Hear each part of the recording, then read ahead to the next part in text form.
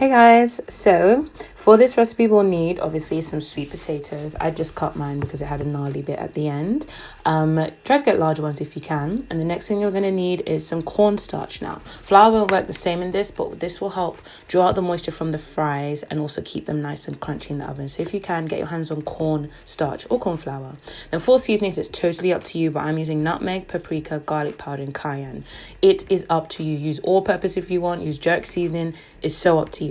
Then you'll need a bowl of cold water to soak the potatoes in because this will draw out the starch, which also leads us to crispy, crunchy fries. You can't skip this step, okay? And then I'm also at the end, I'm going to season it with Himalayan salt. I do not season it while I season the other things with the other things, but I will explain that later. So first, you do want to have a wet cloth underneath your chopping board. So this will stop it from moving and you chopping off your hand. Please, please, please do this. Whatever chopping board you're using, put a wet cloth underneath. And then peel your potatoes. I feel like you guys don't really need to see this. It's pretty self-explanatory. So peel the potatoes and then we're going to chop them into chips. Now you see how it rolls around here? This is another hazard, but a way to stop this, I should have shown you from the other side, sorry, but what you want to do is just chop off like a little edge so that way you get a flat surface, and then look, it will not move, okay? It will be way more steady. So throw that little piece away, you don't need it, but just make sure you cut that edge so it's flat and it does not roll or you will cut off your hand, okay?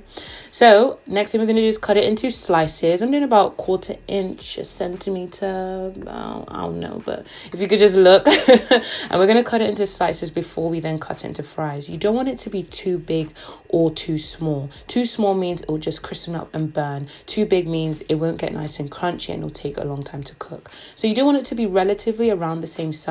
The size is up to you. If you wanted to do it in wedges, then do that. But just remember, the more surface area, the less crunch you're going to get as you do with fries.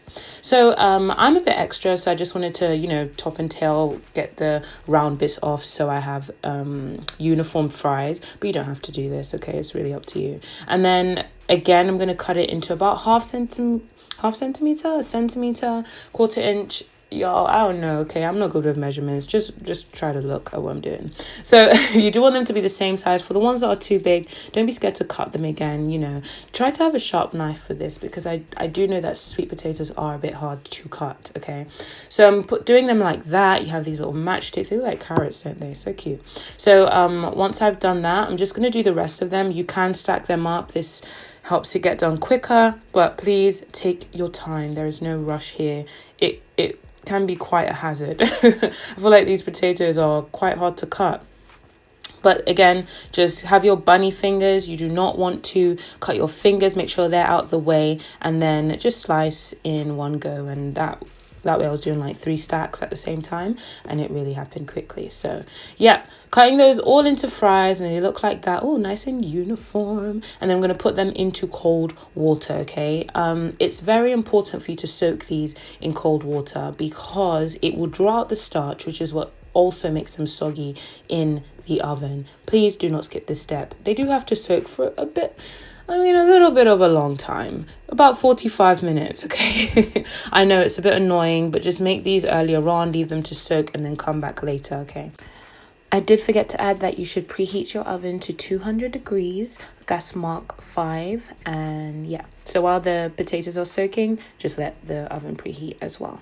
They're soaked and drained. I then put them on some kitchen towels and this is just going to dry them extra again. Make sure you get them nice and dry. Use some paper towels, kitchen towels, whatever you want to use, okay? And then once they're dried, I'm then going to transfer them into a bag. I'm using just a paper bag that I got from the farmer's market.